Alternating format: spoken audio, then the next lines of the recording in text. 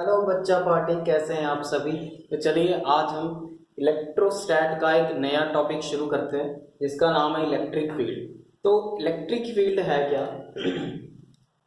क्या electric field, देखिए suppose कर लीजिए मेरे पास एक चार्ज है, एक सोर्स चार्ज कंसीडर किया है मैंने, ठीक है, जिसके पास बहुत सारा चार्ज है, बहुत ज़्यादा लार्ज अमाउंट में उसके पास चार्ज है, ठीक है। और उसका एक इफेक्ट है, एक पर्टिकुलर उसका रीजन है, ये रीजन मैंने बना दिया। इस रीजन में सिर्फ इस चार्ज का ही नाम चलता है, इस रीजन में इस चार्ज का ही सिर्फ जोर चलता है और किसी का कोई जोर नहीं चलेगा, ठीक है। तो मान लीजिए इसके अंदर, इसके रीजन के अंदर, इस इलाके के अंदर, इसका जो इलाका है, जो एरिया है, इसके अंदर एक टेस्ट चार्ज यहाँ पे एंटर कर गया। ये टेस्ट चार्ज है, मैंने पहले ही बताया, टेस्ट चार्ज बहुत स्मॉल अमाउंट होती है इसकी, बहुत बहुत बहुत छोटा चार्ज है ये, ठीक है। इसकी जो अप्रोक्सीमेट जीरो के इक्वल होता है, दैट मीन्स जीरो को अप्रोच करता है, मतलब कि इक्वल्स टू जीरो कभी नहीं होगा वैसे, ठीक है, जिसकी वैल्यू बहुत कम होती है।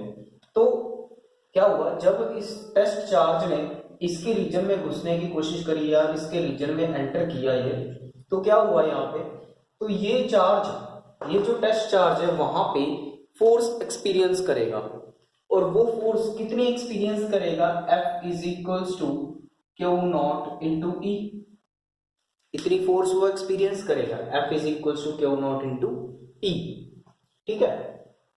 तो अब यहाँ पे देखिए, ये जरूरी नहीं है कि यहाँ पे जो टेस्ट चार्ज होगा वो सिर्फ पॉजिटिव ही होगा, नेगेटिव भी हो सकता है। अगर पॉजिटिव है तो फोर्स की डायरेक्शन उस तरफ होगी, पॉजिटिव एक्स एक्सिस की तरफ, दैट मींस आउटवर्ड होगी। अगर ये चार्ज नेगेटिव होता, अगर ये चार्ज नेगेटिव होता तो फोर्स की जो डायरेक्शन है, अगर ये चार्ज नेगेटिव होता तो फोर्स की जो डायरेक्शन है वो इनवर्ड होती, ठीक है। तो वो चार्ज कोई भी हो सकता है, ठीक है। और चार्ज जो होगा यूनिट टेस्ट चार्ज होगा, बट उसकी जो वैल्यू होगी वो बहुत कम होगी, ठीक है, इस सोर्स चार्ज से, समझ गए। तो कितनी फोर्स वो एक्सपीरियंस करेगा, F vector F is equal to q naught into e, क्योंकि मैंने पहले ही बताया फोर्स एक पर्टिकुलर डायरेक्शन में लग रही है, तो in vector form F is equal to q naught into e. फिर e stands for electric field, e किसको डिनोट करता है, इलेक्ट्रिक फील्ड को डिनोट करता है, और यहां से इलेक्ट्रिक फील्ड कितना आ गया, F vector upon q not.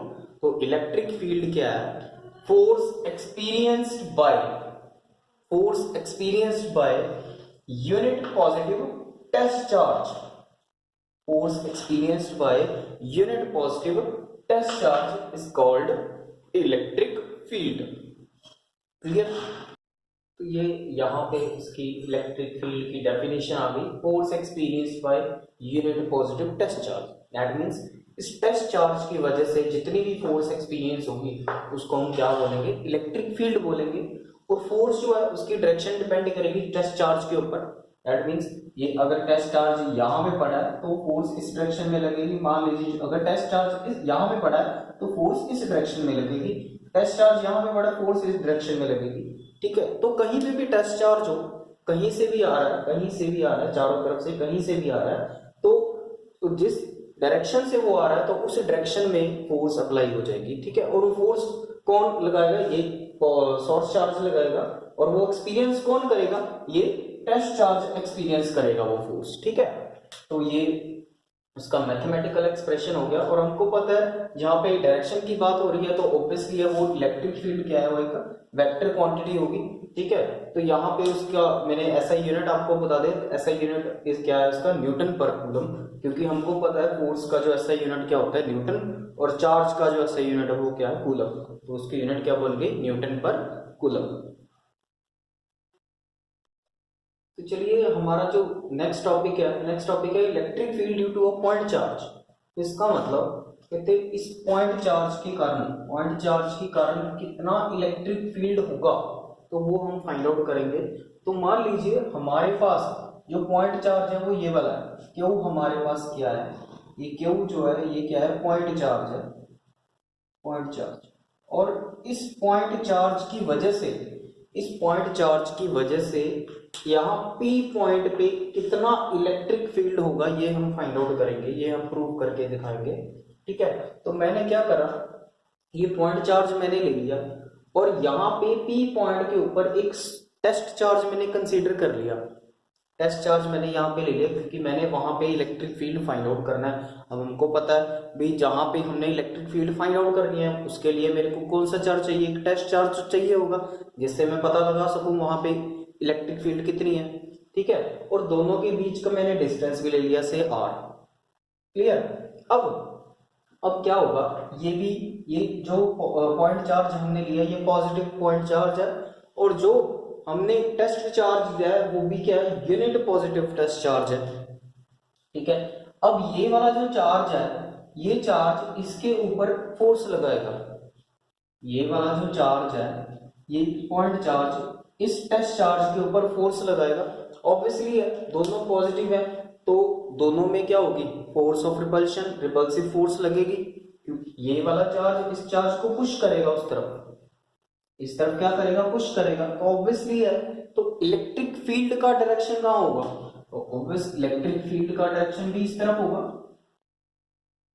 Electric field का डायरेक्शन इस तरफ होगा और इलेक्ट्रिक फील्ड का डायरेक्शन उस तरफ है तो ये इसके ऊपर फोर्स लगा रहा है, ये वाला चार्ज इसके ऊपर फोर्स लगा रहा है तो कितनी फोर्स लगाएगा, F vector equals to q not into E vector, इतनी फोर्स लगाएगा।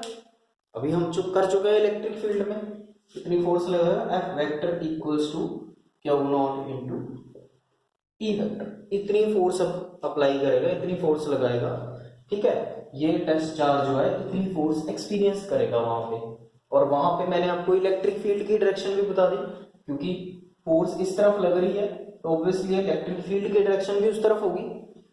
ठीक है, तो यहां से मेरे पास इलेक्ट्रिक फील्ड कितनी आ गई, E is equals to F vector upon q not, इतनी मेरे पास इलेक्ट्रिक फील्ड आ गई। मान लीजिए इसको इक्वेशन नंबर फर्स्ट हमने लेट कर लिया। अब इसके बाद क्या करेंगे, देखो दोनों पॉजिटिव चार्ज है, हमने कूलम्स लॉ पढ़ा हुआ है। कूलम्स लॉ ने क्या बताया था, कोई भी दो पॉइंट चार्ज ना, कोई भी दोनों के बीच में या तो फोर्स ऑफ रिपल्शन होगी या फिर फोर्स ऑफ अट्रैक्शन होगी।